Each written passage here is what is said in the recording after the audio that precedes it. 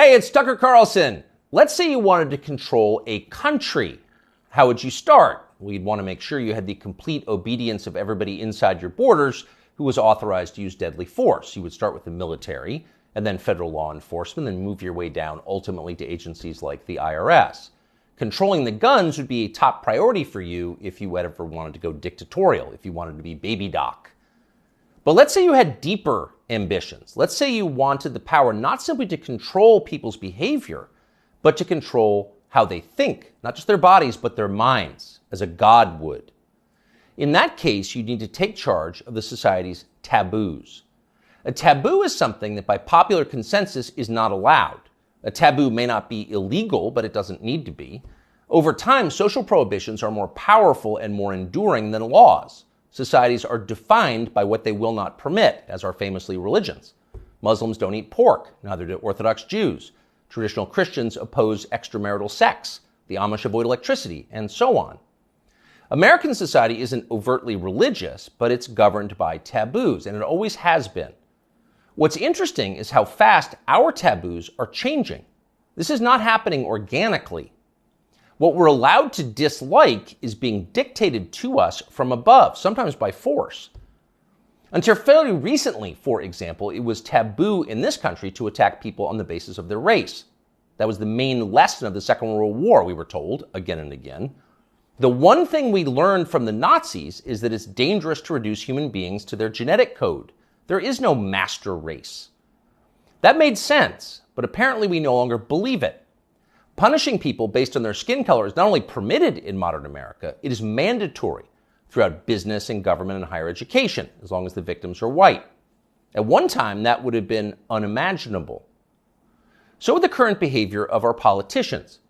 As recently as the 1992 presidential campaign, adultery was considered disqualifying for anyone seeking higher office. Bill Clinton was very nearly derailed in the New Hampshire primary by his affair with Jennifer Flowers. Clinton went to elaborate lengths to lie about the relationship because he had no choice. But he was the last presidential candidate who had to meet this standard. By 2008, it was obvious to anybody who was paying attention that Barack Obama had a strange and highly creepy personal life. Yet nobody ever asked him about it. By that point, a leader's behavior within his own marriage, the core relationship of his life, had been declared irrelevant. It was Barack Obama's business, not yours. One by one, with increasing speed, our old taboos have been struck down.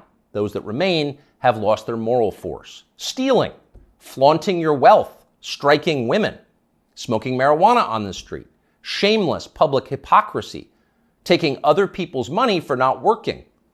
All of these things used to be considered unacceptable in America, not anymore. So it probably shouldn't surprise us that the greatest taboo of all is teetering on the edge of acceptability: child molestation.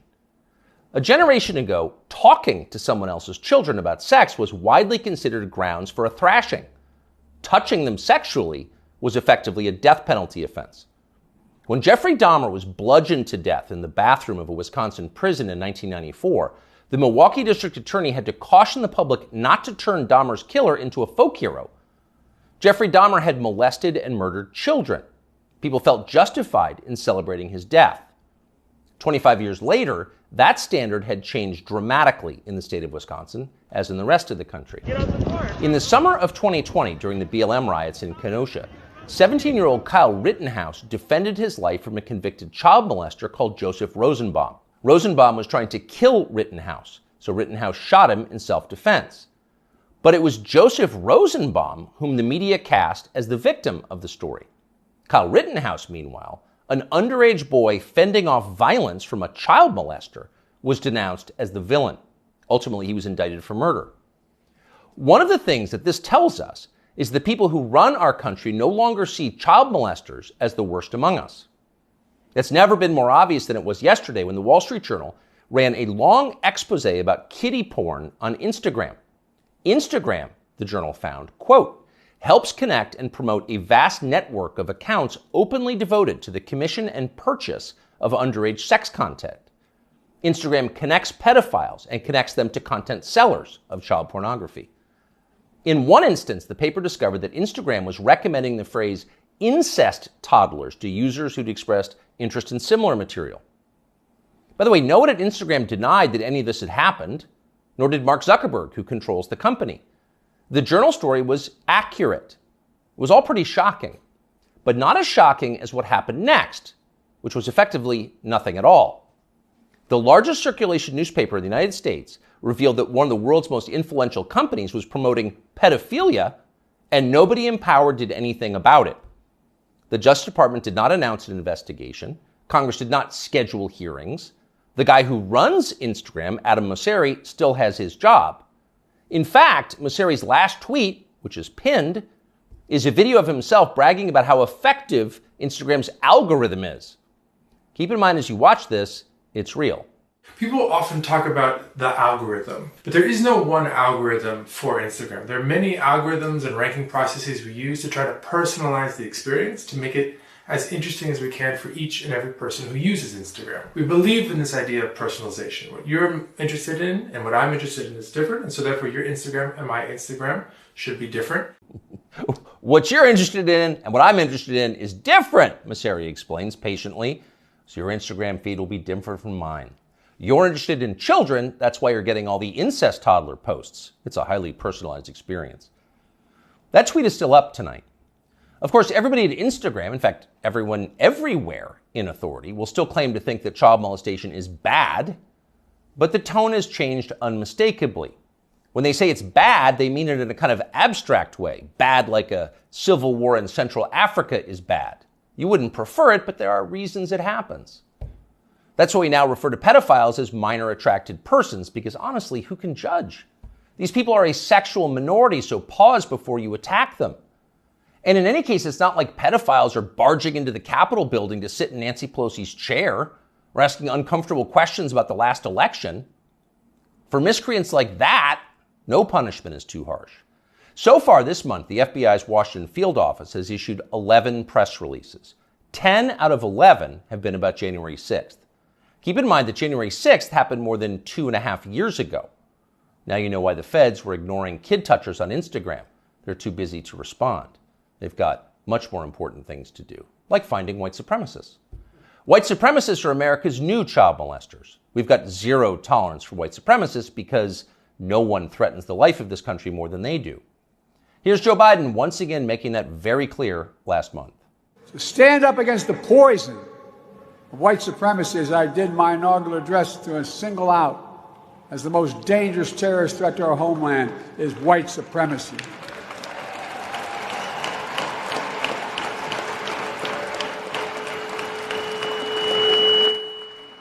And I'm not saying this because I'm at a black HBCU.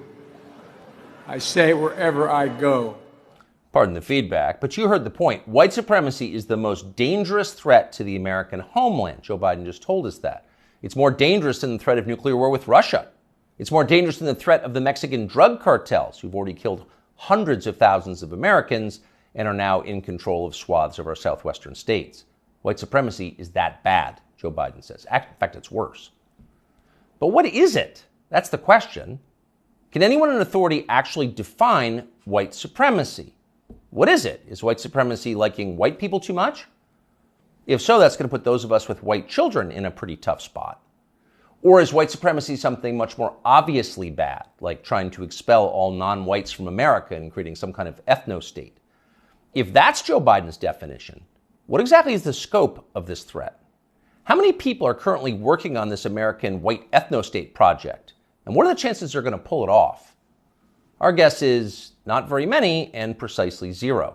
But we can't say for sure because no one has showed us the numbers. These are not rhetorical questions. When the President of the United States describes something as the worst possible crime Americans can commit, you have a right to know what that crime is. You used to have that right. Under our pre-revolutionary legal code before George Floyd, questions like these were easy to answer. A crime was defined as something that an elected legislature had explicitly banned, usually an act that hurt somebody else. In America, crimes were described precisely with words in English and then preserved in books, which you could read yourself. If you ever wondered whether you were committing a crime, you could just look it up. You could know for sure whether you were a criminal. Now you can't. And needless to say, that's the point. The point of the exercise is to keep you off balance, to keep you afraid. When no one's willing to define the offense, you can't be sure whether or not you're committing it. You could be accused at any time and everything you have taken from you. You live in fear. Remember this guy? Emmanuel Cafferty was driving near a Black Lives Matter protest in Poway in his SDG&E truck when he says he noticed somebody following him and trying to get his attention. Later, that person posted a picture of him making what some believed is a white supremacy symbol on Twitter. Cafferty says he had no idea about any white power symbols and was just cracking his knuckles outside his window when the picture was taken of him. Later that day, he says he was notified by SDG&E that he would be suspended pending an investigation, and a few days later, he was fired. What that man did was so offensive, as you just saw, that local news had to blur the photograph of his hand. He was fired from his job. His life was destroyed for cracking his knuckles.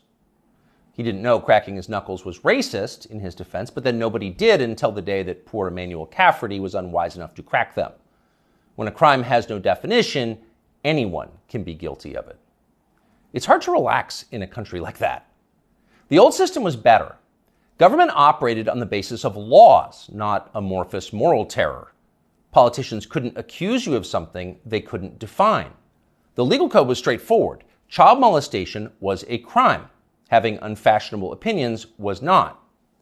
Outside of the public sphere, the population mostly governed itself, as it does in every society, and used taboos to do it. You knew what was allowed and what wasn't because the rules didn't change very often. The taboos were organic. They derived from collective experience and instinct, the two most reliable guides to life. They evolved for a reason. They still do. Our job at this point is to protect them, despite the hectoring, the nonstop hectoring from the people in charge. You know the outlines of right and wrong. You're born knowing them. So don't let them talk you out of what you can smell. Don't let them rationalize away your intuitive moral sense. Cling to your taboos like your life depends on them, because it does. Cherish and protect them like family heirlooms. That's exactly what they are. You often hear people say the news is full of lies. Kennedy's motorcade. 239 people. The death of Jeffrey Epstein.